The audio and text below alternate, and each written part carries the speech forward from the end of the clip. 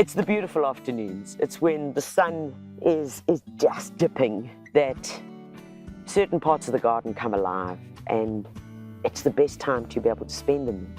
When the light catches the grasses, where you see things change. And I think that is probably the beauty of having a garden on a slope, and where so many people say, oh, it's so difficult, it's so really, really difficult. Use it to your advantage.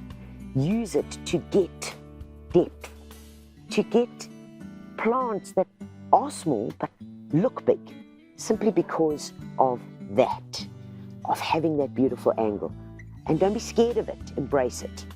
And I guess that's the message. When I first moved here, I was petrified of these slopes. Overwhelming. I didn't know where to start.